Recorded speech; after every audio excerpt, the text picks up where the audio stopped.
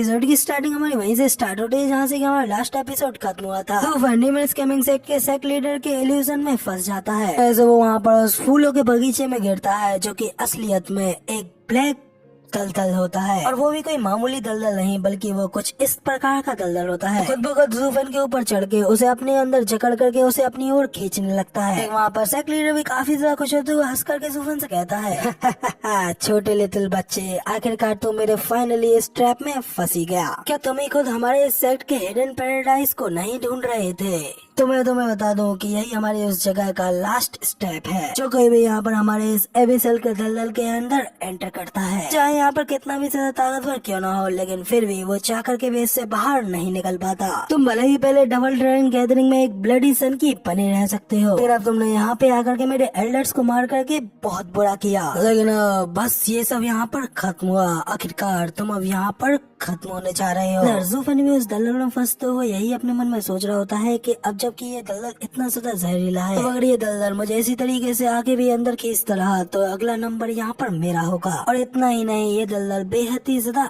आक्रमणकारी है। जैसे ही मैंने इसे छुआ ये बिल्कुल गोंद की तरह मुझसे चिपक गया। ये कीचड़ मेरे स्किन के द्वारा मेरे मेरिडियंस के अंदर जा रही है, धीरे धीरे मेरे युआन की आई को अपने अंदर एब्जॉर्ब करती जा रही है। तो अभी भी ज़ूफन की इस हालत को देख करके जोर जोर से हंसते हुए कहता है कि बेवकूफ बच्चे, अब कोई भी तुम्हारी चाल इसके ऊपर काम नहीं आने वाली। तुम चाह करके भी इससे बाहर नहीं आ सकते, और तुम क्या आज तक जो कोई भी इसके अंदर गया है वो आज तक कभी बाहर नहीं निकल पाया है। अब झटपटाना बंद करो और एक अच्छे बच्चे बनो और इसके अंदर घुसते चले जाओ। जिसके बाद जब तुम पूरी तरीके से इसके अंदर एब्जॉर्ब हो जाओगे तो तब तुम फिर से एक नया फूल बन के खिलोगे। जिसमें तो यहाँ पर सिक्स प्रिंस भी अपने आइडल ज़ूफन के लिए काफी ज्यादा परेशान हो जाता है। अपना हीरो ज़ूफन तो यहाँ पर अभी भी हल्की सी स्माइल कर रहा होता है कि क्या तुम्हें सच में लगता है कि इस तरीके का दलदल मुझे हमेशा के लिए कैद किए रख सकता है? बीस्ट टीमिंग सेक्ट के सेक्ट लीडर, मुझे यहाँ पर उन बेवकूफों की तरह तो बिल्कुल मत समझना जो कि यहाँ पर एंड पर तुम्हारे इस ट्रैप में फंस गए और यहीं पर मारे गए। यहाँ पर मुझ जैसे एक डीमन किंग की जिंदगी को ले पाने के लिए हमारा ये लो लेवल का बीस्ट टीमिंग सेक्ट बिल्कुल भी क्वालिफाइड नहीं है। जिसके साथ ही ज़ूफन यहाँ पर अपने मन में कहता है कि इस कीचड़ ने यहाँ पर मेरी युआन की को पूरी तरीके से ब्लॉक कर दिया है, लेकिन यहाँ पर मेरी divine eyes of the void काम करने के लिए सोल का इस्तेमाल करती है। दूसरी ओर ज़ूफन की वो बातें सुनने के बाद में तो इधर सेक्ट लीडर भी काफी ज्यादा घबराया हुआ होता है। तो मैं यही सोच रहा होता है कि क्या सच में ये बच्चा इस एविशल के दलदल से बच करके बाहर निकल पाएगा? जब तक यहाँ पर मेरी शिफ्ट पावर पूरी तरीके से सक्सेस हो पाती है तो मैं एक झटके में ही इस परेशानी से बाहर निकल सकता हूँ। साथ ही ज़ूफन यहाँ पर उस दलदल से बाहर निकलने के लिए अपनी divine eyes of the void की फर्स्ट स्टेज शिफ्ट का इस्तेमाल करता है, लेकिन अगले ही पल ज़ूफन को एक काफी बड़ा झटका लगता है क्योंकि वहाँ पर उस दलदल के अंदर ज़ूफन की आइज ऑफ द वॉइड की कोई भी पावर्स काम नहीं कर रही होती है। जैसे ज़ूफन की आइज ऑफ द वॉइड की वो टेलीपोर्ट करने वाली पावर भी यहाँ पर बेकार हो जाती है। तो ज़ूफन भी शौक होते हुए कहता है कि आखिर ये कैसे पॉसिबल हो सकता है। तभी हमें ज़ूफन के शरीर के अंदर मौजूद उसकी सोल को भी दिखाया जाता है, जैसे कि उस दलदल के कीचड़ ने पूरी तरीके से कैद कर रखा होता है। ज़ूफन भी उसे देख अपने मन में घबराते हुए कहता है कीचड़ ने तो यहाँ पर मेरी एक्चुअली में सोल को भी सील कर दिया है। आखिर ये किस तरीके की अजीबोगरीब चीज है, क्योंकि एक इस तरीके की चीज का इस मोर्टल डोमेन में मौजूद होना ही मुमकिन नहीं है। तो कहीं इसका मतलब ये तो नहीं? तो कहते हैं ज़ूफन ड्रैगन एंसेस्टर की बात को याद करने लगता है जहाँ पे कि उसने ज़ूफन से कहा था कि world wind tunnel secret domain से कनेक्टेड है। याद करके ज़ूफन भी उस दलदल को देखते हुए अपने मन में कहता है कहीं ये दलदल भी सीक्रेट डोमेन से वर्ल्ड विंड टनल के रास्ते के थ्रू इस डोमेन में आ गया हो। अगर ऐसा है तो फिर तो मैं इस बार बेहद ही ज्यादा केयरलेस रहा। ज़ूफन वहाँ पे उस दलदल में धीरे धीरे और भी ज्यादा गहराई में धंसता जाता है, और इसी तरह जब ज़ूफन उस दलदल के ऊपर धंसता जाता है और कुछ भी नहीं कर पाता, वहाँ पर ज़ूफन भी उस दलदल से निकलने के लिए कुछ नहीं कर पाता, तो इससे सेक्ट लीडर भी काफी ज्यादा खुश हो जाता है और जोर जोर से हंसते हुए कहता है कि तू सड़े हुए बदमाश बच्चे, तुझमें तो बस यहाँ पर दिखावा करना आता है और कुछ भी नहीं। तो बता आखिर कहाँ गई अब तेरी वो अकड़? एक पल के लिए तो मुझे डर ही लग गया था, तेरे इस ब्लफ की वजह से मुझे भी लगा था कि तू इससे बाहर निकल आएगा, मगर तू तो यहाँ पर सिर्फ और सिर्फ मुँह चलाने वाला ही एक बंदा निकला जिससे कि होता कुछ भी नहीं है, क्योंकि आखिरकार तुम भी यहाँ पर सिर्फ एक मामूली से मोटल ही हो। फिर अगर तुम मेरे इस एविसल के दलदल से कैसे ही बाहर निकल सकते हो? लियानर और ल्यू फेंग भी वहाँ पर ज़ूफन को दलदल में और भी ज्यादा गहराई में डूबता हुआ देख कर उसके लिए काफी ज्यादा परेशान हो जाते हैं। यहाँ पर ज़ूफन ऑलमोस्ट पूरी तरीके से उस दलदल में धंस गया होता है, इवन की उसका मुंह भी, और बस है तो सिर्फ उसकी आंखें ही बाहर होती है। अगले ही पल उतना ही नहीं बल्कि वो पूरी तरीके से उस दलदल के अंदर ही डूब जाता है। तो यहाँ पर जुबेन के पूरी तरीके से उस दलदल में डूब जाने के बाद में सेक्ट लीडर भी खुश होते हुए कहता है आखिरकार उस बच्चे का यहाँ पर काम तमाम हुआ। सभी लोग जल्दी से अब बिना किसी दिक्कत के यहाँ पर बाहर निकल आओ। हमारे सेक्ट लीडर ने यहाँ पर उस बच्चे के साथ में पूरी तरीके से निपट लिया है। तो वहाँ पे बाकी के सभी एल्डर्स और वाइनेबल्स भी काफी ज्यादा खुश हो जाते हैं और अपने सेक्ट लीडर के नारे लगाते हुए कहते हैं कि वाकई में हमारे सेक्ट लीडर बेहद ही ज्यादा ग्रेटेस्ट है और साथ ही उनके बनाए हर एक प्लान्स बिल्कुल ही फ्लॉलेस होते हैं। सेक्ट लीडर अब जबकि हमने डीमन स्कैमिंग सेक्ट के सबसे ग्रेटेस्ट क्रिएटर को खत्म कर दिया है तो डीमन स्कैमिंग सेक्ट को हमारे एफर्ट्स के लिए पे आउट कराया जाए। बाकी के सभी एल्डर्स भी कहते हैं कि हाँ हमारे सेक्ट लीडर ने डीमन स्कैमिंग सेक्ट के एक बेहद बड़ी प्रॉब्लम को सॉल्व किया है। इसके लिए हमें तो डीमन स्कैमिंग सेक्ट से 1000 सीक्रेट स्टोर्स और लेने चाहिए। आखिरकार उस छोटे डीमन के साथ में डील करने में हमें भी काफी बड़ा लॉस हुआ है। साथ ही बाकी के बच्चे लोग भी कहते हैं कि हाँ बिल्कुल एग्जैक्टली यही होना चाहिए। सेक्ट लीडर भी कहता है कि हाँ बिल्कुल ऐसा ही होना चाहिए। हमारे सेक्ट के इस लॉस को अब यहाँ पर डीमन स्कैमिंग सेक्ट को ही भरना होगा। लेकिन सबसे पहले 3 दिन बाद फुल मून की रात आने वाली है क्योंकि हमारे सेक्ट के मंथली क्रेसेंट पूल का समय है और तुम सब लोगों को तो अच्छी तरीके से पता ही है कि जब फुल मून पूरी तरीके से चमकदार होता है तो उस दिन ये जगह ये पूल पूरी तरीके से थिक स्पिरिचुअल एनर्जी में चेंज हो जाता है और तब इसके अंदर ट्रेनिंग करना बाहर ट्रेनिंग करने से कहीं गुना ज्यादा इफेक्टिव होता है। इसलिए हम कभी भी उस चांस को एक बार भी मिस नहीं कर सकते। इसलिए डीमन स्कैमिंग सेक्ट के साथ में हमें जो इस सब के बारे में बात करनी है बातों को हम यहाँ पर अभी 3 दिन के लिए होल्ड करेंगे। बाकी के सभी एल्डर भी सेक्ट लीडर को ग्रीट करते हुए कहते हैं कि हाँ हम सभी लोग सेक्ट लीडर के इन ऑर्डर्स को स्ट्रिक्टली फॉलो करेंगे। फिर तभी व्हाइट हेयर वाला वेनेबल फिर से सेक्ट लीडर से कहता है लीडर और आखिर हमें इन तीनों बच्चों के साथ में क्या करना चाहिए। लीडर भी उन तीनों को देखता है और कहता है कि अभी के लिए इन तीनों को अपने साथ ले लो और इनकी जांच करो जिसके बाद हम इनसे निपटेंगे। और वो वेनेबल कहता है कि जी सेक्ट लीडर जैसा कि आपने कहा हम वैसा ही करेंगे। कह करके वो लोग उन तीनों को भी उठाते हैं और उन्हें उठा करके वहाँ से अपने साथ ले जाते हैं। जबकि सेक्ट लीडर भी वहाँ से जाते हुए फिर से उस जगह की ओर नजर डालता है। इस जगह के अंदर जुफन उस दलदल में घुसा होता है और कहता है कि जुफन तुम भले ही यहाँ पर कितने ही भी ज्यादा स्ट्रॉन्ग क्यों ना हो, तुम यहाँ पर भले ही यूनिवर्सल डाटे सेक्ट के हाथों से भी बच निकल आए, लेकिन अब तुम एक्चुअल में बीस्ट टीमिंग सेक्ट के हाथों में फंसे हो जिनसे निकल पाना बिल्कुल भी मुमकिन नहीं है। और मुझे लगता है कि इसे खुद गड्ढे में ठोकर मार के गिरना कहते हैं। बीस्ट टीमिंग सेक्ट का सेक्ट लीडर और बाकी के सभी लोग तो वहाँ से चले जाते हैं। लेकिन अगले पल जुफन जिस जगह पर डूबा होता है उस जगह में हलचल होने लगती है। साथ ही तभी अंदर हमें उस दलदल की गहराई का सीन दिखाया जाता है जिसकी गहराई के अंदर जुफन वहाँ पर उस दलदल में डूबा हुआ होता है। इस दलदल की कीचड़ धीरे धीरे जुफन के अंदर समा रही होती है और उसके युवान की आई को खींच रही होती है। और तभी जुफन फिर से झटके से अपनी लाल आंखें खोलता है और फिर उसके अंदर एक डेविल की तरह स्माइल करते हुए अपनी डीमन ट्रांसफॉर्मेशन आर्ट का इस्तेमाल करता है। अगर जिन लोगों को जुफन के इस आर्ट के बारे में पता नहीं तो बता दूं कि ये आर्ट जुफन की बुक ऑफ एस्पर की वो स्पेशल आर्ट है। परफॉर्म करने के बाद में जुफन किसी के भी पावर को उल्टा अपने अंदर ही एब्सॉर्ब कर लेता है। जुफन वहाँ पर अपनी डीमन ट्रांसफॉर्मेशन आर्ट को एक्टिवेट करते हुए वहाँ पर जब उस दलदल की एनर्जी को एब्सॉर्ब करने लगता है वहाँ पर जुफन का एक ब्लैक ड्रैगन फॉर्म लेता है। और तब यहाँ पर जुफन भी बताता है कि डीमन ट्रांसफॉर्मेशन आर्ट किसी भी चीज को वर्ल्ड में कन्वर्ट कर देती है। तो अब देखते हैं कि आखिर कौन ज्यादा स्ट्रॉन्गर है, इस दलदल की ये करोसिवनेस या फिर इस डीमन एम्पर की ये डेमोनिक आर्ट। होते हुए वापस से खाली हो चुकी होती है। इसलिए सेक्ट लीडर भी हैरान होते हुए उसे देख करके कहता है कि फुल मून तो बस अभी अभी ही निकला है तो फिर आखिर ये वापस से नदी खाली क्यों हो गई। इस बार इसके साथ में कुछ अजीब हुआ है जिस वजह से आज ये परिवर्तन दिख रहा है। आज का ये दिन पिछले यूजुअल दिनों से कुछ अलग है या फिर क्या आज की ये मूनलाइट इस नदी के लिए काफी नहीं है। इतना कहते हुए वहाँ पे सेक्ट लीडर ऊपर पूरे चांद की ओर घूर करके देखने लगता है। अचानक से उस नदी के अंदर से चारों ओर से उन लोगों को काले काले स्पाइक्स घेर लेते हैं। तो अगले पल वो एक साथ मिलकर के वहाँ पे गोल ग्लोब बना देते हैं कि वहाँ पर बीस्ट टीमिंग सेक्ट के सभी लोगों को अपने अंदर कैद कर लेता है कि उसके अंदर कैद होने वाले सभी लोग काफी ज्यादा घबरा जाते हैं। डर के मारे घबराते हुए कहते हैं कि ये तो एक डोमेन सोल है। वाले भी हैरान होते हुए कहते हैं कि क्या एक डोमेन सोल, मतलब तो यहाँ पे बीस्ट टीमिंग सेक्ट के लोग हैं जो कि सिर्फ बीस्टों की सोल को ही समझ सकते हैं। तो फिर आखिर यहाँ पर एक इस तरीके की सोल को कॉम्प्रीहेंड कौन कर सकता है। वहाँ पर सेक्ट लीडर भी उस डोमेन सोल के अंदर कैद उसे घूरते हुए अपने मन में कहता है कि आखिर ऐसा कैसे पॉसिबल हो सकता है। एक डोमेन सोल का इस्तेमाल करते हुए उसने हम सभी को यहाँ पे अपने अंदर कैद कर दिया है। क्या वाकई में वो एक ही बार में यहाँ पर हमारे पूरे 20 टीमिंग सेट को खत्म करना चाहता है? फिर सेक्ट लीडर चिल्लाते हुए कहते हैं कि कमीने, आखिर तुम हो कौन? आखिर किसकी इतनी ज्यादा हिम्मत हुई जिसने की 20 टीमिंग सेट में आकर के अपनी डोमेन सोल को अनलेस किया? लगता है कि तुम्हारे अंदर कुछ ज्यादा ही हिम्मत है जो कि तुम ये करने के बारे में सोच पाए हो। जल्दी से अपनी इस डोमेन सोल को वापस ले लो, जिसके बाद मैं शायद इस चीज को एक मजाक के तौर पर छोड़ दूं। वरना अगर अब भी तुम ऐसा नहीं करते हो तो फिर मुझे अपनी फोर्स लगा करके तुम्हारे ऊपर काफी ज्यादा लिटिल एक्शंस का इस्तेमाल करना होगा। सेक्ट लीडर के इतना कहते ही वहाँ पर जोर जोर से हंसने की आवाज आने लगती है। हंसते हुए एक बंदा कहता है कि क्या कहा तुमने? क्या तुम मेरे इस डोमेन सोल को फोड़ दोगे? तुम सचमुच में कितना ज्यादा दिखावा करते हो। उस आवाज को सुनने के बाद में सिक्स प्रिंस और लिu फेंग भी उस आवाज को समझ जाते हैं। वो थोड़ा हैरान होते हुए कहते हैं कि ये आवाज तो ज़ूफेन की है। सेक्ट लीडर गुस्से में चिल्लाते हुए कहता है कि नहीं, ऐसा बिल्कुल नहीं हो सकता। ज़ूफेन उस एवेसल के दलदल में घुसकर ऑलरेडी मारा जा चुका है। क्योंकि वो मर गया है तो वैसा कैसे कर सकता है? और वैसे भी ज़ूफेन के पास में तो उसकी वो रेयर हेवन ड्रैगन सोल थी, न कि इस तरीके की एक डोमेन सोल। कोई परवाह नहीं है कि आखिर तुम कौन हो, लेकिन ये मत सोचना कि तुम मुझे इस तरीके से पागल बना लोगे। जल्दी से बाहर निकलो और दिखाओ कि आखिर तुम हो कौन। इस पे तो ज़ूफेन फिर से हंसते हुए कहता है कि तुमने बिल्कुल सही कहा, मेरे पास हेवन ड्रैगन की सोल है, लेकिन मेरे इस नई सोल के लिए मुझे तुम्हें शुक्रिया करना चाहिए। क्योंकि अगर तुम मुझे लात मार करके इस एविसल के दलदल में नहीं घेरते तो फिर मैं कभी भी अपनी इस सेकंड सोल को फॉर्म नहीं कर पाता। और अब तुम सभी मेरे इस डोमेन सोल की सीमाओं के भीतर हो, मेरे इस नई डिवोरिंग डोमेन सोल के भीतर। तो सेक्ट लीडर भी हैरान होते हुए कहता है कि क्या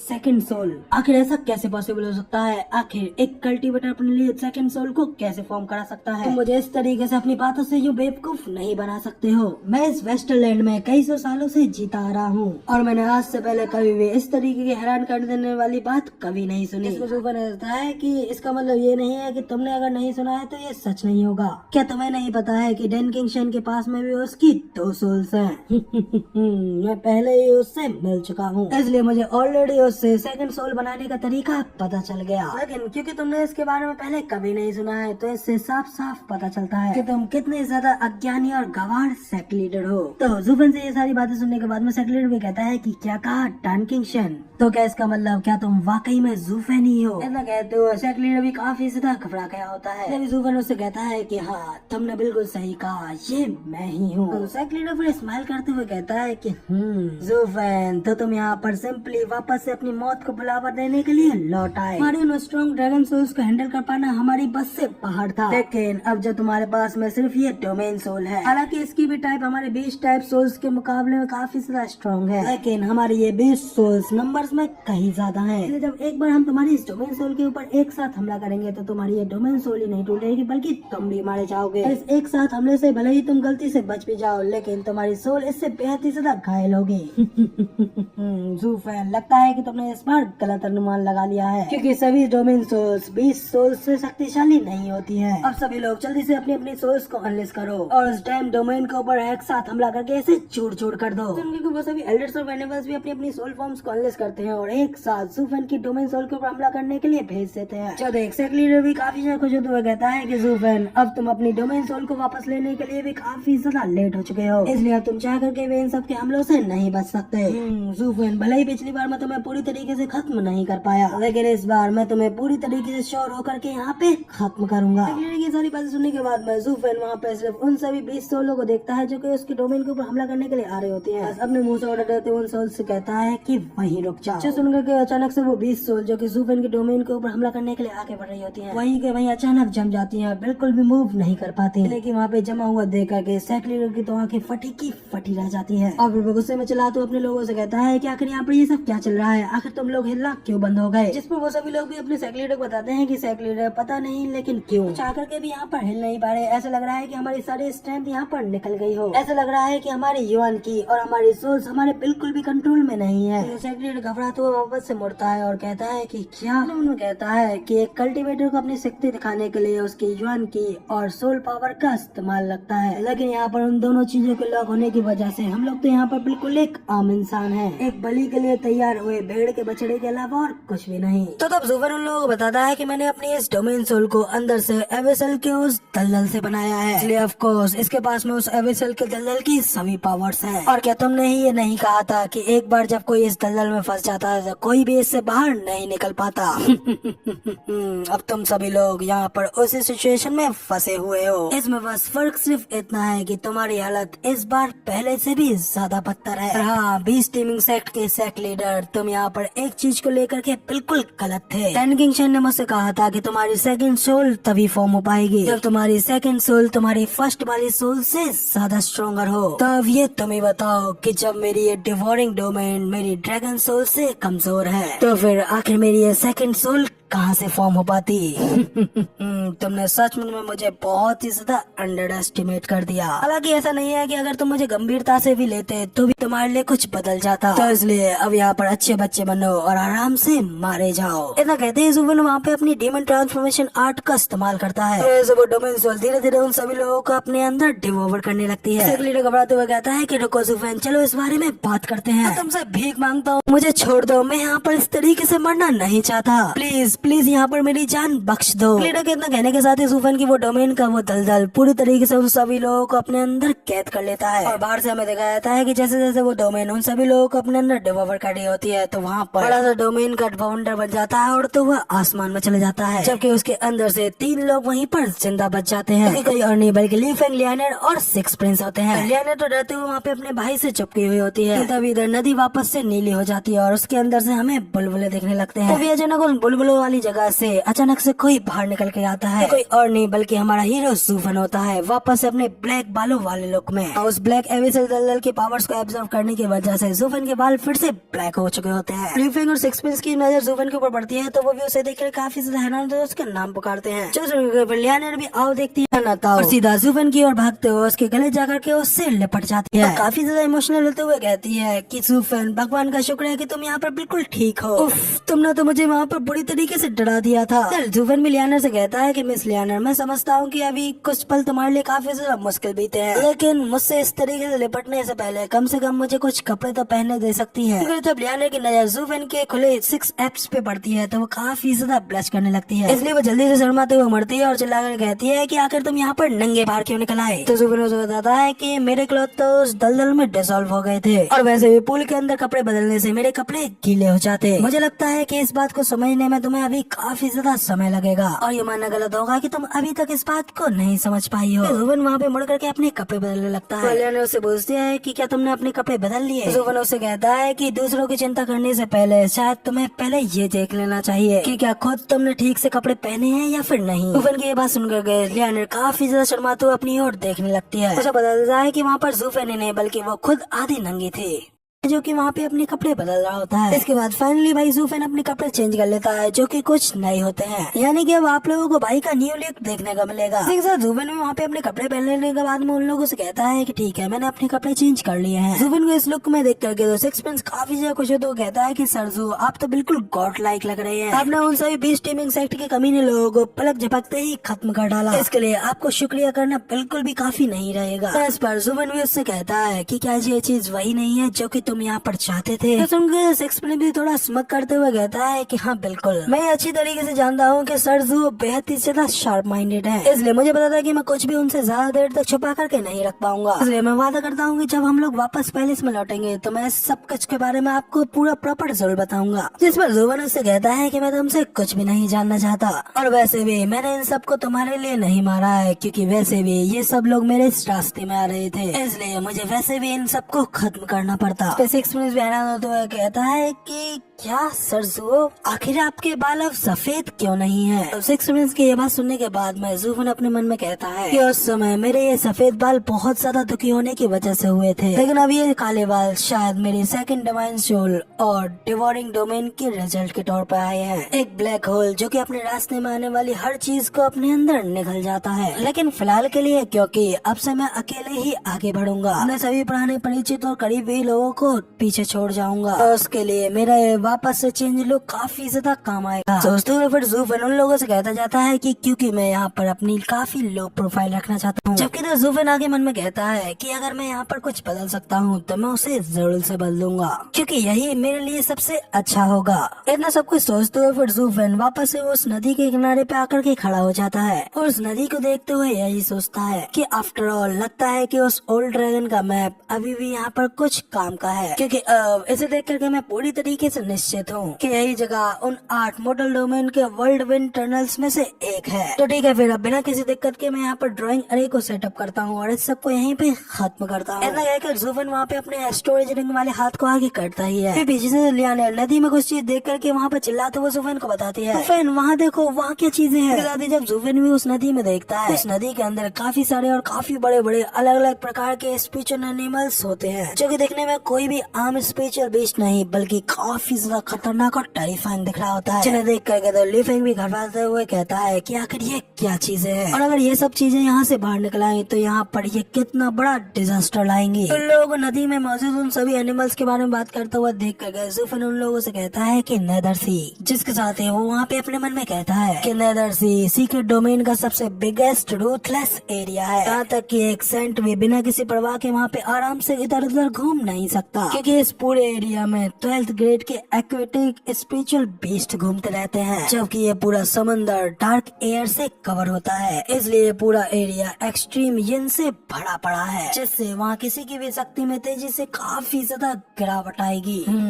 तो इसे देख करके ये क्लियरली पता चल रहा है कैसे ये वाला वर्ल्ड विंड टनल डायरेक्टली नेदर सी से कनेक्टेड है, इसलिए इसमें कोई आश्चर्य नहीं है कि वो दलदल यहाँ पर इतना ज्यादा विचित्र था और ये क्लियरली तौर पर कोई ऑर्डिनरी फिनोमेना नहीं था, क्योंकि कम से कम उससे जुड़े होने की वजह से वो नाइदर से इन्फ्लुएंस तो हुआ ही था। इसकी वजह से उस दलदल में कुछ यूनिक म्यूटेशन हुई और क्योंकि इस तालाब में रहने वाले क्रिएचर्स वास्तव में इस तालाब के सीक्रेट बीस्ट नहीं है, लेकिन अब जब मून की रिफ्लेक्शन डायरेक्ट इसके सरफेस पर पड़ रही है और थिक यिन एनर्जी की वजह से यहाँ पर नाइदर सी की रिफ्लेक्शन दिख रही है। सब कुछ सोचते हुए फिर ज़ूफेन वहाँ पे अपनी स्टोरेज रिंग से काफी सारे सीक्रेट स्टोन्स को बाहर निकालता है, तो वहाँ पे अपनी अरे को सेटअप करने के लिए नदी के अंदर अपने वो सभी सीक्रेट स्टोन्स को घेर देता है। जब सब कुछ होता हुआ देख करके वहाँ पे सिक्स प्रिंस लियाना और लीफेंग को तो कुछ भी समझ में नहीं आता, ज़ूफेन भाई उन सब लोगों को ये सब के बारे में कौन सा समझाने वाला होता है। बस वहाँ पे खड़े खड़े अभी भी अपनी अरे को सेटअप करते हुए कुछ एन्चेंटमेंट करते हुए कहता है कि मून के स्प्रिट फूलों के इस फील्ड पर अपनी शील्ड लगाओ और इस मोटल डोमेन पर तब तक अपना प्रभाव डालो माउंटेन यहाँ से बाहर निकल के हेवेंस को ब्रेक ना कर दे। ऐसा कहने के साथ ही ज़ूफेन की ड्राइंग अरे वहाँ पे पूरी तरीके से सेटअप हो जाती है, जिसके साथ ही अगले पल ही ज़ूफेन वहाँ पर उसको सील कर देता है। ऐसे उन 8 वर्ल्ड विंड टनल में से एक टनल वो वाला पूरी तरीके से सील हो जाता है। ये सील तब तक नहीं खुलेगी जब तक ज़ूफेन अपनी ड्राइंग अरे को एक्टिवेट ना कर दे। तो अब इसी तरीके से जब ज़ूफेन वहाँ पर उस एरिया को सील कर देता है तो उसी के साथ उस नदी के अंदर से नाइदर एविस की वो छवि भी पूरी तरीके से गायब हो जाती है। इवन की वहाँ पे एक बवंडर के साथ ही वो पूरी की पूरी नदी वहाँ पर गायब हो जाती है और वहाँ नीचे सिर्फ फूलों का बगीचा रह जाता है, जिसके बाद ज़ूफेन सीधा उस बगीचे में कूद पड़ता है। सिक्स प्रिंस भी जल्दी से ज़ूफेन की और बकर के हथौड़ों से पूछता है कि सरजू आखिर उस तालाब को क्या हुआ। ज़ूफेन उसे सीधा बताता है कि मैंने उसे सील कर दिया है, मैंने इस पूरी की पूरी जगह को यहाँ पर सील्ड कर दिया है। अब से ना तो यहाँ पर वो दलदल होगा और ना ही फुल मून नाइट पर वो ओपन होगा। तो ज़ूफेन आगे बढ़ते हुए उस फूलों के बगीचे में घूम रहा होता है। ज़ूफेन से पूछता है कि क्या सरजुओ जो करना चाहते थे वो यही था, सरजुओ का मेन यहाँ पे आने का बस यही उद्देश्य था। ज़ूफेन उससे कहता है कि हाँ बिल्कुल, अब जब यहाँ पर मेरा काम पूरा हो चुका है और अब क्योंकि यहाँ पर मुझे और कोई काम नहीं है तो अब मुझे यहाँ से जाना चाहिए, और क्योंकि तब से तुमने मेरे रास्ते में मेरी काफी ज्यादा मदद की है, अब ईमानदारी से कहूँ तो मैं उसके बदले में तुम्हारे इस फेवर को जरूर चुकाऊंगा। कहते ही वहाँ पर ज़ूफेन अपनी डेमोनिक शॉट को बाहर निकालता है कि बाहर निकालते ही ज़ूफेन एक साइड पर फेंक करके मारता है और तभी हमें दिखाया जाता है कि वो शॉट बड़ी तेजी से उड़ते हुए आगे की ओर निकल जाती है। भले ही सिक्स प्रिंस लियाना और लीफेंग जब उस शॉट को वहाँ से उड़ता हुआ पीछे की ओर मुड़ करके देखते हैं तो उसके अगले ही पल जहाँ पे वो शॉट गई होती है वहाँ पर एक काफी बड़ा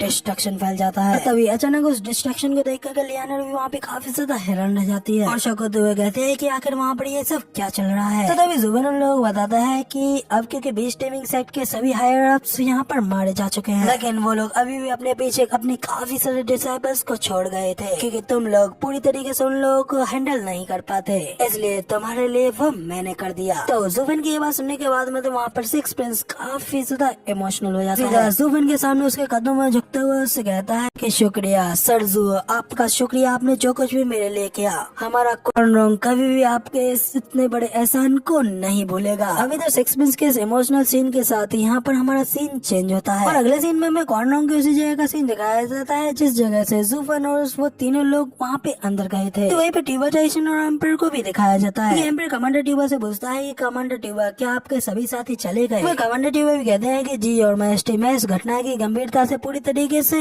वाकिफ हूँ, यहाँ तक कि उन लोगों को भी दूर भेजना जिनके ऊपर मैं दशकों से भरोसा करता हूँ। तो ये चीज कितनी ज्यादा गंभीर है, लेकिन फिर भी मुझे ये जानना जरूरी है कि यहाँ पर वाकई में चल क्या रहा है। एम्पर उसे बता दे कि ओल्ड कमांडर, अब मुझे इस बात को बताने में आपको कोई हर्ज नहीं है कि आप इस मुसीबत में फंस गए हैं। ये मेरे लिए कितनी ज्यादा शर्म की बात है कि कॉर्नरोंग का सबसे बड़ा अपमान इतने वर्षों तक इस महल में था। एम्पर कमांडर ट्यूबा को ये सब बता ही रहे होता है कि तभी हमें दूसरी ओर दिखाया जाता है कि उस गुफा के छेद में से वापस से वो चारों बाहर निकल आए होते हैं। इसके साथ ही वो चारों लोग सीधा इंपीरियल पैलेस में पहुंच जाते हैं। आगे सिक्स प्रिंस वहाँ पे अपने फादर को आवाज लगाते हुए कहता है कि इंपीरियल फादर, हम सभी लोग आखिरकार यहाँ पर वापस आ गए। ज़ुफेन वगैरह को दिखाया जाता है जो कि वहाँ पर वापस से कॉर्नरोंग के एम्पर के पैलेस में लौट आए होते हैं। तब वहाँ पे अपने बेटे को सेफ देख एम्पर भी उससे कहता है कि लिटिल सिक्स, तुम्हें कहीं उन लोगों ने ढूंढ तो नहीं लिया था? अपना सिक्स प्रिंस एम्पर को बताता है कि इंपीरियल फादर, जिस पल हम अंदर घुसे थे उसके अगले पल ही हमें ढूंढ लिया गया था और उसी वजह से वहाँ पर एक लंबी लड़ाई हुई। एम्पर काफी ज्यादा हैरान रह जाता है और अपने बेटे से पूछता है कि क्या आखिर फिर तुम यहाँ पर वापस कैसे आ पाए? इस पर सिक्स प्रिंस ज़ुफेन को देखते हुए बताता है कि इंपीरियल फादर, सरजू की पावर बिल्कुल अनमैच्ड है, कोई भी उनका मुकाबला नहीं कर सकता। उन्होंने भी स्टीमिंग सेक्ट में मौजूद हर एक बास्टर्ड का पूरी तरीके से सफाया कर दिया है। तो एम्पर और कमांडर ट्यूबा को बिल्कुल भी यकीन नहीं होता। वो काफी ज्यादा शौक होते हुए कहते हैं कि क्या सभी लोगों का खात्मा कर दिया? आखिर इस सब का क्या मतलब है? तो फिर से अपने फादर को बताता है कि इंपीरियल फादर, सरजू ने भी स्टीमिंग सेक्ट को इस दुनिया से पूरी तरीके से मुक्त कर दिया है। अब से हम लोगों को उन बास्टर्ड्स के हाथों कोई भी प्रॉब्लम को सहना नहीं पड़ेगा कि अब वहाँ उनके सेक्ट में कोई भी जिंदा नहीं बचा है। तो एम्पर अभी भी अपने बेटे से पूछता है कि मेरे बेटे, सच बताओ, क्या ये वाकई में बिल्कुल सच है? लेकिन साथ ही अपने मन में भी ये कहता है कि एक बंदा, सिर्फ और सिर्फ एक बंदा, पूरे के पूरे एक गार्डन सेक्ट को डिस्ट्रॉय कर दिया, क्या ये वाकई में पॉसिबल भी हो सकता है? उन्हें यकीन दिलाने के लिए लियानर भी कहती है कि योर मैजेस्टी, सिक्स प्रिंस बिल्कुल सही कह रहे हैं। आपको नहीं पता है, लेकिन ये इतना ज्यादा रूथलेस है कि उसने वहाँ पर उनके डिसाइपल्स को भी खत्म कर डाला और उनमें से एक भी इसके हाथों नहीं बच पाया। जो सुनने के बाद में तो भाई यहाँ पर एम्पर की आंखें खुली रह जाती हैं। अब उसकी आंखों में ज़ुफेन को लेकर के डर और इज्जत दोनों ही होती है। वो जल्दी से अपने बेटे को आवाज लगाता है, उससे कहता है कि बेटे जल्दी से इधर आओ। फादर को इस तरीके से बुलाता हुआ देख सिक्स प्रिंस भी अपने फादर से पूछता है कि फादर आखिर अब क्या हुआ? सिक्स प्रिंस के इतना पूछते है उसका फादर जल्दी से उसे उसके कंधे से पकड़ता है, सीधा अपने बेटे के साथ में खुद भी ज़ुफेन के सामने झुकते हुए उससे कहता है, सर मैं हूँ खाली चाय, इस कॉर्नरोंग का एम्पर। वाकई में हमारी कॉर्नरोंग एम्पायर को इस विपत्ति से बचाने के लिए आपका बेहद ही ज्यादा आभारी हूँ। हम लोग आपके इस एहसान को कभी नहीं भूलेंगे। इस तरीके से अचानक से एम्पर को ज़ुफेन के सामने झुकता हुआ देख कर तो कमांडर ट्यूबा भी काफी ज्यादा हैरान होते हुए कहता है कि योर मैजेस्टी, आप ऐसा नहीं कर सकते, आप हमारे इस नेशन के लॉर्ड हैं। कहता है कि मैं कितना भी बड़ा यहाँ का सम्राट क्यों ना हूँ, लेकिन अगर सरजू यहाँ पर नहीं होते तो मैं भी सिर्फ नाम का ही सम्राट होता। कमांडर ट्यूबा, क्या आप ये नहीं जानना चाहते हैं कि ये सब कुछ कितना ज्यादा कठिन रहा है? ये हमारी कॉर्नरोंग और हमारी इंपीरियल फैमिली के सबसे ग्रेटेस्ट बेइज्जती और ह्यूमिलेशन है। मेरे बेटे, तुम भी तो पहले से इस सब के बारे में जानते हो, है ना? जिस पे सिक्स प्रिंस पहले तो एक पल के लिए पूरा स्टंट रह जाता है, फिर उन सब बातों को याद करते हो गुस्से में अपने दांत पीसते हुए कहता है कि हाँ, शुरू से अंत तक मुझे इस सब के बारे में पहले से ही पता था, और ये भी कि आखिर मेरी माँ कैसे मारी गई थी। सरजो, इन सब सालों में हमारे कॉर्नरोंग का पैलेस ये कुछ भी नहीं, सिर्फ और सिर्फ बीस टीमिंग सेक्ट के उन एल्डर्स की, उन कमीनों की लस्ट और वासना को शांत कराने की जगह से अधिक और कुछ नहीं रहा है। कमांडर ट्यूबा भी काफी ज्यादा हैरान होते हुए कहते हैं कि क्या आखिर इस सब का क्या मतलब है? इस पर ज़ुफेन भी कहता है कि हाँ, क्योंकि ये सुरंग इंपीरियल पैलेस के हरम के इतने ज्यादा करीब लोकेटेड है, इससे क्लियरली पता चलता है कि ये चीज किसी भी तरीके से पॉलिटिक्स से रिलेटेड बिल्कुल नहीं है। तो फिर वो औरत जो तुमने वहाँ पे सुरंग में मारी थी वो एम्परर की, जिस पे सिक्स प्रिंस कहता है कि हाँ बिल्कुल वो हमारे फादर की कंकुबाइन थी। इस पूरे के पूरे वेस्टरलैंड में गार्डियन सेक्स कभी भी नेशंस की पॉलिटिक्स में अपने इन्वॉल्वमेंट नहीं दिखाते हैं, कभी भी खुद से उनकी पॉलिटिक्स में अपनी टांग नहीं अड़ाते हैं। लेकिन बस इन कमीने 20 टीमिंग सेट के लोगों को छोड़ करके हमारी इंपीरियल कैपिटल से महज 10 मील की दूरी पर होने की वजह से उन्होंने हमारे कॉर्नरों के ऊपर अपनी कड़ी पकड़ बना रखी थी। अतीत में तो बस ये एक सामान्य सी प्रथा थी, लेकिन बाद में वो लोग इससे भी आगे बढ़ गए थे, यहाँ तक कि उन लोगों ने अपनी अय्यासियों को पूरा करने के लिए हमारे इंपीरियल हरम तक एक सुरंग भी खोद डाली। एम्परर भी बताता है कि हाँ ये सुरंग यहाँ पर सदियों से मौजूद है, तब से ये लोग यहाँ हरम में केओस फैला रहे हैं। हर एक एम्परर को इस सब के बारे में शुरुआत से ही पता हुआ करता था, लेकिन कोई भी यहाँ पर 20 टीमिंग सेक्ट के उन लोगों के दुराचार को एक्सपोज नहीं कर सकता था। पहल की हर एक लड़कियों को जबरदस्ती उन कमीने एल्डर्स के द्वारा ले जाया गया, और जो कोई भी सब के लिए इनकार करती उसे यहाँ पर बुरी तरीके से पीटा जाता। इसलिए ऐसी स्थिति में कई औरतों ने तो समझौता कर लिया, लेकिन कुछ जो कि पूरी तरीके से लॉयल थी, बिल्कुल सिक्स प्रिंस की मदर की तरह, उन्होंने इस सब को करने के बजाय यहाँ पर मौत को चुना। वो यहाँ पर मदद के गुहार लगाते हुए आई थी, लेकिन उनकी बात को अनसुना कर दिया गया। उन्होंने एक अयोग्य रूलर की भूमिका निभाई। अभी बीच में सिक्स प्रिंस भी चिल्लाते हुए कहता है कि लेकिन फिर हालात इससे और भी ज्यादा बदतर हो गए। उन कमीने बास्टर्डों ने कॉर्नरों के लीडरशिप के अगेंस्ट ही अपनी योजना रच दी, जिसमें कि क्राउन प्रिंस के साथ और भी कई सारे प्रिंस यहाँ पर इंपीरियल फादर के खुद के बेटे नहीं हैं। उनका कहते भाई यहाँ पर कमांडर टीवा भी काफी ज्यादा शौक रह जाते हैं। उनसे पूछते हैं कि क्या आखिर इस सबका क्या मतलब है, क्या वो लोग यहाँ पर इंपीरियल फैमिली की ब्लड लाइन को अफेक्ट करना चाहते थे। तो एम्परर कहता है कि हाँ, पर्दे के पीछे से उन्होंने हमें बैकिंग देने के बहाने से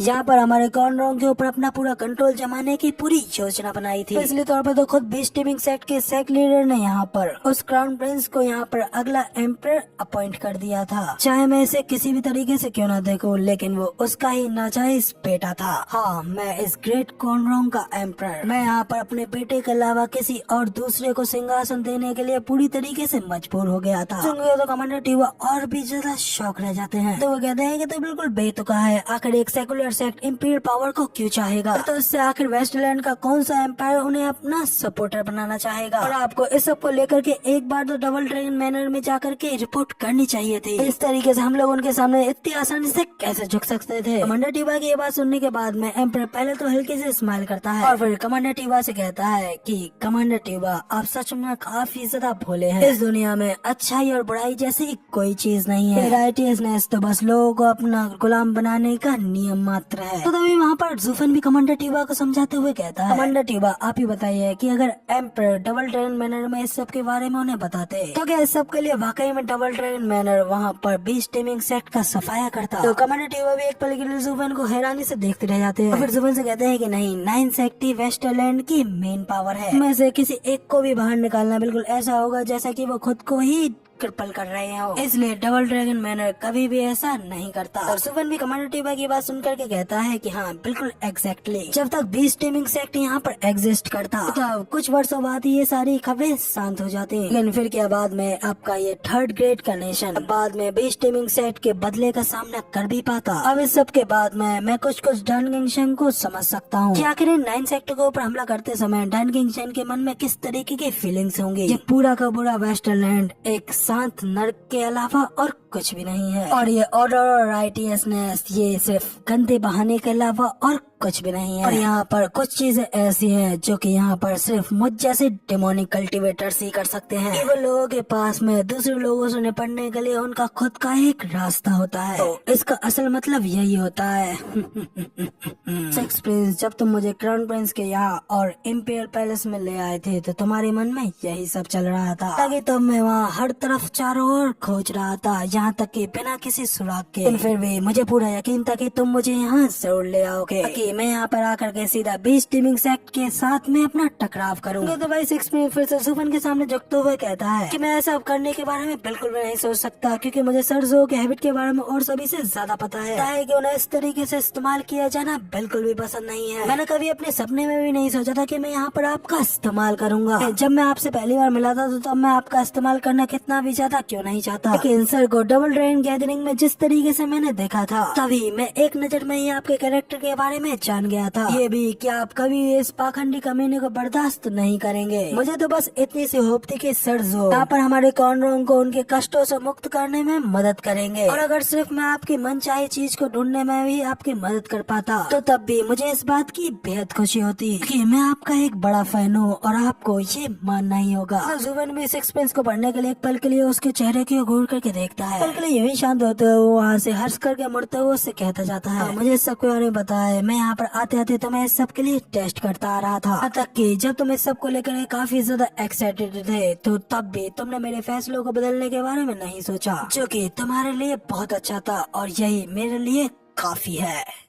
कहता है जो कि उन लोगों को वो सारी बातें समझाने के बाद में वहाँ से मुड़ता है, उनसे कहता है कि ठीक है फिर अब मैं यहाँ से जा रहा हूँ। तभी पीछे से एम्परर जुवेन को आवाज लगाते हुए कहता है कि एक मिनट के लिए रुकिए सर, आपने अभी अभी यहाँ पर बीच टीमिंग सेट को पूरी तरीके से यहाँ पर खत्म किया है, तो इसलिए फिलहाल वेस्टरलैंड में आगे बढ़ने में अभी आपको काफी ज्यादा कठिनाइयाँ होंगी। जुवेन कहता है कि ऐसा कुछ भी नहीं है, सब कुछ ठीक है, क्योंकि ये वेस्टरलैंड वैसे भी एक मरे हुए इंसान को कहीं भी जाने से रोक नहीं सकता। इसके अलावा उससे एक बार मिलने के बाद में मेरा इस वेस्टरलैंड को हमेशा के लिए छोड़ना ही सबसे ज्यादा अच्छा रहेगा। इसके बाद में लियानर भी हैरान होते हुए जुवेन से कहते हैं कि क्या कहा, तुम यहाँ तक कि वेस्टरलैंड को भी छोड़ करके जा रहे हो, मगर लेकिन आखिर तुम कहाँ जा रहे हो। तो जुवेन वहाँ से जाने के लिए उड़ते हुए कहता है कि इस विशाल दुनिया में जहाँ भी हो सके मैं वहाँ जाऊंगा। इतना कह करके जुवेन वहाँ से बड़ी तेजी से ऊपर आसमान में निकल जाता है। अभी पीछे से सिक्स प्रिंस चलाते हुए कहता है कि सर्जो मैं आपका सबसे बड़ा फैन हूँ, क्या आप मेरा नाम नहीं जाना चाहेंगे। मेरा नाम जुएर है, सिक्स प्रिंस जुएर। जुवेन भी उसका ये नाम सुनने के बाद में हंसते हुए कहता है कि हाँ तुम्हारा सरनेम भी मेरे सरनेम जैसा है, मैं इसे याद रखूंगा। तो सिक्स प्रिंस कहता है कि नहीं, बस सिर्फ इतना ही नहीं बल्कि मेरा पूरा एंटायर नाम उलार सालुटियास टीसी जुएर है, अब प्लीज मेरे इस नाम को भूलना मत। जुवेन उसे कहता जाता है कि गेट लॉस्ट, तुम्हारा इतना बड़ा नाम है कि मुझे यह कभी भी याद नहीं होगा, तो इसे याद करे रखना तो बिल्कुल ही पॉसिबल ही नहीं है। तो साइड पर हमें एम्परर का सीन दिखाया जाता है, जो कि वहाँ पर कमांडर ट्यूबा को ऑर्डर देते हुए उसे आवाज लगाता है। तो कहता है कि कमांडर ट्यूबा अब से आपको फिर से हमारे कॉर्नरों की मेन आर्मी का कमांडर बनाया जाता है, इसलिए अब जल्दी से अपने सिटी गार्ड्स के कुछ ट्रूप्स को तैयार करके हमारे कॉर्नरों एम्पायर के अंदर बीच टीमिंग सेट से रिलेटेड जितने भी सारे लोग हैं उनका आज से ही यहाँ पर पूरी तरीके से सफाया करें। मेरे उन सभी कंकूबाइंस सहित जो कि एम्प्रेसेस हैं और उनके वो प्रिंस, वो सभी यहाँ पर बीच टीमिंग सेक्ट से ही रिलेटेड है। मैं चाहता हूँ कि उनका खात्मा कर दिया जाए और कोई भी आज यहाँ पर बच करके जाने न पाए। यहाँ पर सर्जो ने बीच टीमिंग सेट को पूरी तरीके से खत्म तो कर दिया है, लेकिन उसके बावजूद अभी भी बीच टीमिंग सेट के कुछ लोग वहाँ पर बचे हुए हैं, जो कि बॉर्डर्स पर अभी भी टियानियों के साथ में जंग लड़ रहे हैं। इसलिए ये काम इस तरीके से करना कि उनमें से किसी को भी इस बात की भनक भी न लगे और न ही वो लोग यहाँ पर बदला लेने के लिए वापस लौट करके आए। तो कमांडर ट्यूबा भी थोड़ा हेजिटेट करते हुए कहता है कि योर मैजेस्टी क्या कहा सभी लोगों को, लेकिन वो सभी तो यहाँ पर बहुत सारे लोग हैं। मैं कहता है कि हाँ मुझे उनमें से हर एक यहाँ पर मरा हुआ चाहिए। पिछले कुछ सालों से इन कमीनों से मेरा मन भर गया है, अब उनके इन कामों का फल भुगतने का समय आ गया है। कोई भी मुझसे मेरा ये कॉर्नरों छीन नहीं सकता। चीजों को याद करते हुए एम्परर वहाँ पर इतनी बुरी तरीके से हंसता है कि सभी लोग हैरानी से उसे ही देखते रह जाते हैं। फेंग भी एम्परर के इस तरीके से देख अपने मन में कहता है, बंदा बीच टीमिंग सेक्ट के सामने तो पूरी तरीके से विनम्र था और जुवेन के सामने डरा हुआ था, लेकिन स्मैश ने फिर से अपनी सारी पावर्स को हासिल कर लिया है। इसलिए वो अब इस दुनिया में बीच टीमिंग सेट के एक अंश को भी बचे रहना नहीं देना चाहते हैं, इसलिए वो उनके ऊपर बेहद ही ज्यादा क्रूर कार्यवाही कर रहे हैं। और इनके कंपैरिजन में तो जुवेन काफी ज्यादा अच्छा और डिटरमाइंड पर्सन है, ताकि वो यहाँ पर खुद को एक विलन मानता है, लेकिन असलियत में वो एक हीरो है। इसी के साथ में मैं वापस जुवेन का सीन दिखाया जाता है, जो कि वहाँ से कॉर्नरों को पार करते हुए जा रहा होता है। जाते हुए वो उस नजारे को देख करके अपने मन में कहता जाता है, उसको एक संत या फिर डीमन बनने के लिए सिर्फ एक ही विचार की आवश्यकता होती है, और में से कोई भी एक दूसरे से ऊपर नहीं है। दोनों यहाँ पर पावर को हासिल कर लेने के बाद में डिमोनिक रूप धारण कर लेते हैं, और यही इस दुनिया के चलने का असली तरीका है। नोबल्स आम जनता के ऊपर अत्याचार करते हैं कि एम्परर उन नोबल्स के ऊपर अत्याचार करता है कि उन एम्परर्स के ऊपर भी अलग अलग टाइप के गार्डियन सेक्ट्स दबाव बनाए रखते हैं। आखिर में उन सभी टॉप एक्सपर्ट्स उन सेक्टों के ऊपर दबाव बनाते हैं। उन एक्सपर्ट्स की बात है तो वो भी इस दुनिया के के लॉस के नीचे दबे हुए हैं। वो लोग भी यहाँ पर उसे तोड़ पाने में असमर्थ हैं। और अगर कोई इंसान उन बेड़ियों को तोड़कर पूरी दुनिया से ऊपर निकलना चाहता है, अधिक से अधिक अपने आप को इम्प्रूव करते रहना होगा और हमेशा अधिक से अधिक मजबूत बने रहना होगा। अब ये सब कुछ चीजों के बारे में सोचते हुए सुवन यहाँ पर हल्के से स्माइल करता है। अपने मन में कहता है कि और वो एंशिएंट सोवेरियन, वो भी यहाँ पर किसी का अधीन रहना नहीं चाहता है। सोचते ही सुवन वहाँ पे अपनी स्पीड बढ़ाता है और वहाँ से बड़ी तेजी से गायब हो जाता है। यहाँ पर हमें अगला सीन 3 महीने बाद का दिखाया जाता है। महीने बाद हमें उन बॉर्डर्स में मौजूद बीच टीमिंग सेट के उन एल्डर्स का कैंप दिखाया जाता है। तो इसके अंदर लोग एक दूसरे से डिस्कस करते हुए कह रहे होते हैं और 6 महीनों से चल रही है और अभी तक इसका कोई रिजल्ट नहीं निकला। हमने यहाँ पर अपने कई सारे अच्छे लोगों को खो दिया है। मदद के लिए सेट में जेट स्लिप भेज दी है, लेकिन उनसे भी यहाँ पर मदद आने में बहुत ज्यादा देर हो जाएगी। और अगर इसी तरीके से ये सब कुछ ऐसा ही चलता रहा, जल्दी हम लोग उनसे और ज्यादा फाइट नहीं लड़ पाएंगे। तथा दूसरा बंदा कहता है कि जब पिछले वर्षों में कॉर्नरों के योद्धा उन लोगों से लड़ा करते थे, तो उस समय का फायदा उठा करके हम लोग अपने आप को थोड़ा बहुत ठीक कर लिया करते थे, क्योंकि इन युद्धों में सबसे शक्तिशाली योद्धा रेड इन स्टेज के ही होते हैं, जिसमें कि आम लोग भी उनका सामना कर सकते हैं। इस बार टियानो ने जितने फास्ट तरीके से अपने आप को ग्रो किया है, वो लोग यहाँ पर सीधा बैटलफील्ड में अपने एथेरियल स्टेज के एक्सपर्ट्स को भेज रहे हैं। हमें उस दबाव का सामना करने के लिए अपने खुद के एक्सपर्ट्स को फोर्सफुली भेजना पड़ रहा है। अब ये कोई सिर्फ एक युद्ध नहीं रह गया है, बल्कि अपनी पावर्स को शो ऑफ कराने का मामला बन करके रह गया है। अब इस वॉर को नेशंस के बीच चिड़ी वॉर की बजाय सेक्टों के बीच चिड़ी वॉर कहा जा सकता है। तीसरा वाला एल्डर भी कहता है कि आखिर किसने कहा कि ऐसा बिल्कुल नहीं है। क्या किसी ने सोचा भी है कि टियानियो के 3 गार्डियन सेक्टों ने यहाँ पर अपने में से किसी को भेजा है कि नहीं? क्या वो सभी लोग भी यहाँ पर टियानियो के ही आदमी नहीं है? तो बताता है कि जब से टियानियो में वहाँ पर ल्यू अलायंस ने फॉर्म लिया है, तो उनकी पावर्स बहुत तेजी से बढ़ती जा रही है, यहाँ तक कि अब वो लोग एक सेट की बराबरी करने के भी काफी ज्यादा करीब है। फ्यूचर में वेस्टरलैंड के अंदर वो अपने आप को टियानियो का एक और नया सेक्ट बना लेंगे। लड़की इस बात के ऊपर बाकी के एल्डर्स भी हामी भरने लगते हैं। तो उनके कैंप के अंदर एक बंदा भगते हुए उनको रिपोर्ट देने के लिए आता है। तो उन लोगों को रिपोर्ट देते हुए बताता है कि इंपीरियल कैपिटल से जेट स्लीव यहाँ पर आ चुकी है, तो प्लीज एल्डर्स यहाँ पर हम लोगों को अपने इंस्ट्रक्शंस दीजिए। तो तुमका हेड एल्डर भी खुश होते हुए कहता है कि क्या कहा है, इंपीरियल कैपिटल से रेस्पॉन्स आ गया है, इसका मतलब जल्दी यहाँ पर रीइंफोर्समेंट आने वाली है। करो जल्दी से वो जेट स्लीव को यहाँ अंदर लेकर के आओ। लड़के इतना कहते हैं, वो बंदा उस एल्डर को वो जेट स्लीव पकड़ा देता है। जेट स्लीव को हाथ में लेकर के वो बंदा वहाँ पे पढ़ने लगता है, तो उसे पढ़ करके वो काफी ज्यादा शौक रह जाता है कि आंखें उसे पढ़ करके वहीं पे हैरान रह जाती है। तो उसे इतना हैरान देख बाकी के एल्डर से पूछते हैं कि ओल्ड मैन आखिर क्या हुआ, आखिर इसमें क्या लिखा है, क्या सेक्ट लीडर ने हमारे यहाँ पर निकम्मा होने की वजह से और कर्ज देते हुए हमें कोई भी रीइंफोर्समेंट नहीं भेजी है। कहता है कि काश उन्होंने इसमें हमें यहाँ पर सिर्फ फटकारी लगाई होती, लेकिन ये कॉर्नरोंग एम्पायर से भेजी हुई जेट स्लिप है कि उन्होंने कहा है कि 3 महीनों पहले कोई पावर हमारे नेशन में घुस आई और उसने घुसते ही इंपीरियल कैपिटल में आतंक मचा दिया, जिससे अब स्थिति और भी ज्यादा बदतर हो चुकी है। इवन कि उसने यहाँ पर हमारे पूरे बीच टीमिंग सेट को ही डिस्ट्रॉय कर दिया है, जिसका मतलब हम लोग यहाँ पर पूरी तरीके से होमलेस हो गए हैं। सुनने के बाद में तो भाई वहाँ पर उन सभी एल्डर्स को एक बहुत बड़ा शौक लगता है और इसी वजह से वो सब लोग हड़बड़ाते हुए एक दूसरे से कहने लगते हैं उनसे वो टियानियो के भेजे कुछ अटैकर्स होंगे, उन्होंने हमारे पीछे से हमला करने के लिए जरूर से किसी को भेजा होगा, मैं उन्हें बिल्कुल नहीं छोड़ूंगा। दूसरा कहता है कि क्या ये काम वाकई में उन्हीं लोगों ने किया है? सोच करके देखो, हमारा सेक्ट हम कुछ लोगों से कहीं गुना ज्यादा स्ट्रॉन्गर था, काफी मजबूत डिफेंसिव अरे से घिरा हुआ था, इसलिए अगर टियानियो इस सब के बावजूद भी हमारे सेक्ट को नष्ट कर सकता है, तो अब तक वो लोग हमें बहुत पहले ही हरा चुके होते। कहता है कि आखिर इस यूजलेस युद्ध को आगे बढ़ाने की जिम्मेदारी अब किसकी होगी? इस पर उनका कमांडर कहता है कि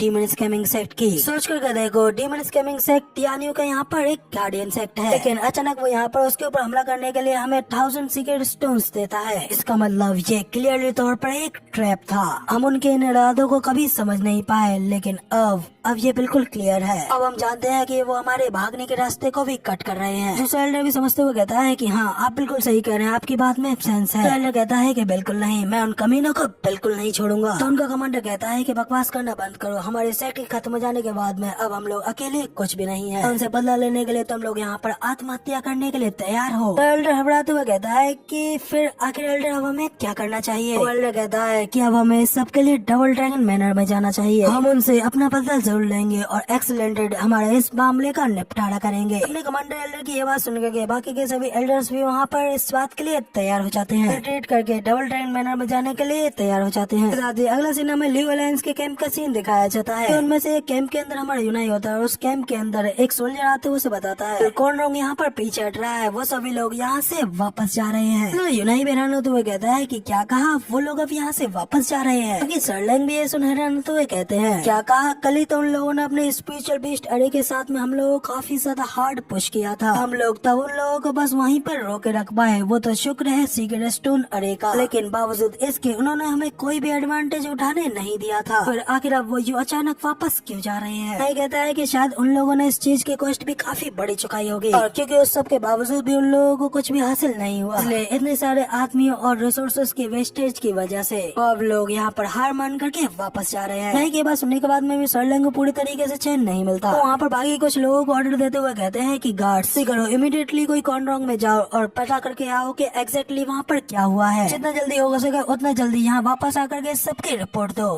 जाता है। जहाँ पे यूनाई उस खबर को सुनने के बाद में अपने कैंप में पीछे खड़े सरलैंग को कहता है सरलैंग इस वॉर को छिड़े हुए पूरे 6 मंथ हो चुके हैं, लेकिन अब फाइनली ये खत्म हुई। डीमन स्कैमिंग सेक्ट यहाँ पे हमारे लड़ने की विल को पूरी तरीके से खत्म करना चाहता था, लेकिन अब जब हमारे दुश्मन यहाँ से डर के वापस भाग चुके हैं, डीमन स्कैमिंग सेक्ट का सारा प्लान यहाँ पे बर्बाद हो चुका है। और ये सब कुछ देख करके ऐसा लग रहा है जैसे की ब्रदर जू हमें कहीं दूर से देख रहे हो। जैसे सरलैंग कहते हैं कि क्लैन हेड आपको ये सब चीज का सारा का श्रेय, उसका सारा क्रेडिट इस तरीके से स्टीवर्ट जू की स्पिरिट को नहीं देना चाहिए। नहीं कहता है कि मेरी सिस्टर कहती है कि हमेशा अपने पूर्वजों का सम्मान करना चाहिए, हम सब लोगों को अपने ल्यू क्लैन के एंसेस्टर की रेस्पेक्ट करनी चाहिए और ब्रदर जू बिल्कुल वैसे ही है। सरलैंग कहते हैं कि ये तो महज सिर्फ अंधविश्वास है, अगर स्टीवर्ट जू ऊपर है फिर तो उन्हें अब तक हमें डीमन स्कैमिंग सेक्ट से छुटकारा दिला देना चाहिए और हम पर ये एक एहसान कर देना चाहिए। क्या आप भी मेरी इस बात से एग्री नहीं है? यूनाई भी वहाँ पर सरलैंग का नाम लेते हुए वहाँ से जोर जोर से हंसते हुए दोनों लोग चले जाते हैं। इसके साथ ही यहाँ पे हमारा सीन चेंज होता है और अगले सीन में हमें एक जंगल का सीन दिखाया जाता है। एक बंदा चलते हुए उस जंगल की गहराइयों में आगे जाता जा रहा होता है, जो कि कोई और नहीं बल्कि हमारा हीरो ज़ूफेन होता है और वो भी अपने ब्लैक बालों वाले नए लुक में। वहाँ पे चलता चलता कहीं और नहीं बल्कि अपने डीमन स्कैमिंग सेट के उस बाहर की अरे के सामने आया होता है। अरे ने वहाँ पर डीमन स्कैमिंग सेट के गेट को छुपा करके रखा होता है। अब ज़ूफेन क्योंकि डीमन स्कैमिंग सेट का ऑलरेडी सेट लीडर रह चुका है, ऐसे हाई बनने वाले ज़ूफेन के जाने से पहले उसे इस अरे को खोलना सिखाया था। ज़ूफेन सिंपली उस अरे को खोलने के लिए अपनी एनर्जी को उस अरे में इंशॉर्ट करता है। ज़ूफेन के ठीक से वो सब कुछ करने के बावजूद भी वहाँ की वो अरे खुलती नहीं, इस वजह से वहाँ पर डीमन स्कैमिंग सेट के अंदर जाने का रास्ता ओपन नहीं होता है। इससे अब ज़ूफेन भी काफी ज्यादा हैरान रह जाता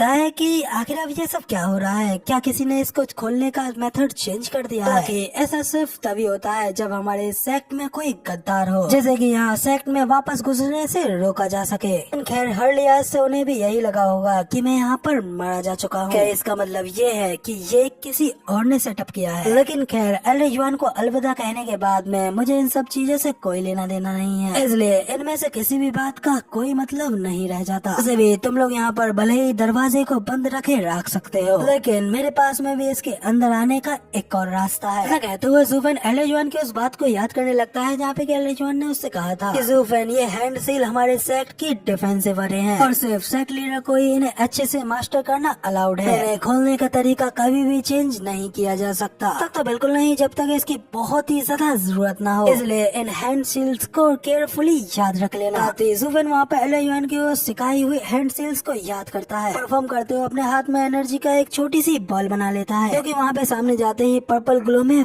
फट जाती है। डीमन स्कैमिंग सेट के अंदर जाने की वो अरे वहीं पर खुल जाती है और क्योंकि ज़ूफेन ने इस अरे को तोड़ा नहीं बल्कि एकदम सही तरीके से खोला होता है, इसलिए डीमन स्कैमिंग सेट में किसी को भी उसके अंदर आने की खबर नहीं मिलती। ज़ूफेन बड़ी स्मूथली किसी भी नजरों में आए बिना अंदर जा रहा होता है। सेक्ट में कुछ पल हर जगह ढूंढने के बावजूद भी ज़ूफेन को वहाँ पर एल्डर जुआन जब नजर नहीं पड़ते, कल्टीवेट करने की गुफा में उन्हें देखने लगता है, लेकिन जब वो उसे वहाँ भी नहीं मिलते, वहीं पे रोक अपने मन में सोचता है कि अजीब है, आखिर मुझे एल्डर जुआन कहीं पे भी क्यों नहीं मिल रहे। यहाँ तक कि यहाँ रास्ते में आते हुए मुझे मेरी पहचान का कोई भी चेहरा नहीं दिखा। सिर्फ सिर्फ वेनरेबल भाई और उनका ग्रुप, बल्कि मुझे यहाँ पर लेबर ऑफिस का भी एक बंदा नहीं दिखा। आखिर वो सब लोग कहाँ भाग गए? क्या कहीं ऐसा हो सकता है? ये सब सोचते हुए जुफिन को अचानक से वहाँ पे किसी की आवाज आती है। दो लोग बात करते हुए गए होते हैं कि है क्या तुमने इस न्यूज को सुना? टीमिंग सेट के लोग बिना एक शब्द कहे वहाँ जंग से वापस लौट चुके हैं। टियानी के वो बदमाश फिर से बच निकले हैं। दूसरा वाला बंदा हैरान होते हुए कहता है कि क्या हम लोगों ने उन लोगों को ऑलरेडी 1000 सीक्रेट स्टोन्स नहीं दिए थे? उन्होंने तो यहाँ तक पहले कहा था कि वो टियानी से उस क्लैन को जड़ से उखाड़ फेंकेंगे, तो फिर आखिर वो यूँ अचानक पीछे क्यों लौट रहे हैं? तो वो दूसरा वाला कहता है कि मुझे सिर्फ इतना पता है कि हम लोग उन बेवकूफों के ऊपर भरोसा नहीं कर सकते जो कि सिर्फ बीस्टों के साथ ही घूमते हैं। सचमुच इस बात से सेक्रेटरी जी और वेनेबल सी बेहद ही ज्यादा नाराज होने वाले हैं। तो दूसरा बंदा कहता है कि क्या वो ऑलरेडी गुस्सा नहीं है? मैंने अभी अभी सेक्ट हॉल से उनकी एक जोरदार दहाड़ने की आवाज सुनी है। उन्होंने तो उन लोगों को पूरे 1000 सीक्रेट स्टोन्स दिए थे। तुम्हें क्या लगता है कि अगर हम ये चीज खुद जाकर के करते तो फिर आखिर हम उन लोगों को ये क्यों ही करने देते? पर हम लोगों ने हेवन थ्रिलिंग सेट के वार्निंग को अवॉइड कर दिया था। इस वजह से उन लोगों ने काफी बड़ी गड़बड़ खड़ी कर दी थी, इसलिए सेक्ट लीडर को उन लोगों को एक काफी बड़ी पेनल्टी देनी पड़ी थी। और अगर इसी रेट से सीक्रेट स्टोन्स हमारे पास से कम होते गए, जुफन के डबल ड्रैगन गैदरिंग में जीते हो वो सभी सीक्रेट स्टोन्स यूं ही यूज हो जाएंगे। तो दूसरा बंदा भी हैरान होते हुए कहता है कि क्या इस बार ये कितने हैं? उन लोगों के आगे कुछ न कहने से पहले ही अचानक उन लोगों के गले पर एक जोरदार हमला होता है। इससे वो लोग अगले ही पल वहाँ पर पूरी तरीके से बेहोश हो जाते हैं। जुफन उन लोगों को वहाँ पर बेहोश करने के बाद में उन लोगों को उठा करके कहीं दूर जंगल में ले आता है। वापस से उन दोनों लोगों को होश में लाने के बाद में वो उन लोगों को नीचे जमीन पर पटकता है। तो होश आने पर उन दोनों में से एक बंदा चिल्लाते हुए कहता है, डीमन स्कैमिंग साइट पे हमला करने की किसकी हिम्मत हुई? हम लोग यहाँ के एल्डर्स हैं। जुफन भी उन लोगों के सामने गुस्से में खड़े होते उनसे कहता है, मुझे तुम्हारे बारे में पता है, वरना मैं तुम लोगों को आकर यहाँ पर क्यों ही लाता? तो क्या तुम लोगों को मैं अभी भी याद हूँ? पर वो दोनों लोग जैसे ही वहाँ पर जुफन के उस चेहरे को देखते हैं तो वहीं पर डर के मारे घबराते हुए चढ़ते हुए कहते हैं कि तुम तो जुफन हो, क्या तुम अभी तक मरे नहीं हो? उनकी इस बात को सुनकर के जुफन भी हंसते हुए उनसे कहता है कि हाँ, मुझे कुछ ऐसा ही लगा था। जरूरी उन कमीने यूनिवर्सल राइटे सेक्ट के लोगों से तुम लोगों का कुछ न कुछ तो लेना देना होगा। मैं इस डीमन स्कैमिंग सेक्ट से हूँ और मैं इस सेक्ट का सेक्ट लीडर भी हूँ, इसलिए जब तक तुम लोग पर्सनली सब चीज के पीछे नहीं हो तब तक मैं अपने सेक्ट के एल्डर्स को जाने देने के लिए तैयार हूँ। इस बात को सुनने के बाद में वो दोनों लोग हेजिटेट करते हुए एक दूसरे की ओर देखने लगते हैं। वो लोग सीधा जुफिन के सामने घुटने टेकते हुए कहते हैं कि सेक्ट लीडर जू, हम लोगों का इस सब चीज से कोई लेना देना नहीं है। ये सब कुछ सिर्फ और सिर्फ वेनेबल सी और सेक्ट लीडर वो ये का प्लानिंग थी। उन्होंने ही आपको मारने का ये सब प्लान किया था। तो जुफिन कहता है कि मुझे अभी इस समय इस सब की कोई परवाह नहीं है और मैं तो बस तुम लोगों से सिर्फ इतना जानना चाहता हूँ, आखिर हाई वेनेबल और वेनेबल भाई यहाँ तक कि लेबर ऑफिस का कोई भी लोग मुझे क्यों नहीं दिख रहे हैं? इसलिए मुझे बताओ कि आखिर वो सब लोग अब कहाँ हैं? और वो सुनकर के उन दोनों ही एल्डर्स की सिट्टी पिट्टी गुल हो जाती है। वो लोग वहीं पे पसीना पसीना हो जाते हैं और उनके मुंह से जुफन के सवाल का जवाब नहीं निकल पाता। जुफन उन लोगों को अपने गुस्से में लाल आंखों को दिखाते हुए कहता है, अच्छा तो अब मैं समझा, अब क्योंकि तुम लोग मुझे अपना सेक्ट लीडर नहीं मानते हो इसलिए अब तुम भी मेरे लिए मेरे सेक्ट के एल्डर्स नहीं रहे। तो इसलिए अब सिंपली मुझे तुम जैसे गद्दारों से अपने सेक्ट से छुटकारा दिलाना चाहिए। इतना कहकर जुफन उन्हें मारने के लिए अपने हाथ आगे बढ़ाने लगता है। वो दोनों लोग काफी ज्यादा घबरा जाते हैं और डरते हुए जुफन से कहते हैं कि सेक्ट लीडर प्लीज प्लीज हम लोगों को माफ कर दीजिए, हम लोग आपसे कुछ नहीं छुपाएंगे, प्लीज सेक्ट लीडर हमें छोड़ दीजिए। लीडर जो ये सब कुछ वेनेबल सी और शिबुया की गलती है, पर सिर्फ वही दो लोग हैं जो कि उन लोगों की मौत के जिम्मेदार हैं। उन एल्डर्स के मुंह से ये बात सुनकर के कि एल्डर जुआन जिंदा नहीं रहे सुनकर के जुफन भी वहाँ पर शौक खड़ा रह जाता है। उसकी आंखें ये खबर सुनकर के अचानक से धुंधली होने लगती हैं। एवन की उसे अभी तक यकीन नहीं हो रहा था है कि क्या उसने जो अभी सुना क्या वो वाकई में सच है। एल्डर जुआन जैसे कि वो डीमन स्कैमिंग सेक्ट में सबसे ज्यादा मानता था, जो कि उसके दोस्त उसके मास्टर की तरह थे, वो अब नहीं रहे। उनकी आंखों में उसका वो सबसे करीबी इंसान उसकी आंखों से ओझल होते हुए दिख रहा होता है। पर जुफन तो वहाँ पर सिर्फ स्टैंड खड़ा होता है। वो लोग घबराते हुए से कह रहे होते हैं कि हम लोगों ने कुछ नहीं कहा, हम लोग तो बस ऑर्डर्स को फॉलो कर रहे थे। वो लोग ये सब जुफन से कह रहे होते हैं कि जुफन उन लोगों से कहता है कि बस बहुत हुआ। जुफन की इस बात से वो अंदर और भी ज्यादा घबरा गया होता है। घबराते हुए जुफन को बताता है कि ये सब कुछ सिर्फ और सिर्फ स्कैम था। उन लोगों ने वहाँ पर हाई वेनेबल को धोखे से मारा। सेक्ट लीडर जो आपको हम पे विश्वास करना होगा, उन लोगों को मारने वाले सिर्फ वही थे। जुफन का गुस्सा था वो उसके कंट्रोल से बाहर निकल गया होता है। तो वहाँ पर एक जोरदार चीख लगाते हुए अपनी खतरनाक पावर्स को अनलेश करता है। अनलेश करते ही वो लोग वहाँ पर जुफन की उन ब्लैक फ्लेम्स में जल करके खाक हो जाते हैं। कि इस सब चीज से जुफन अपने रेज मोड में आ गया है।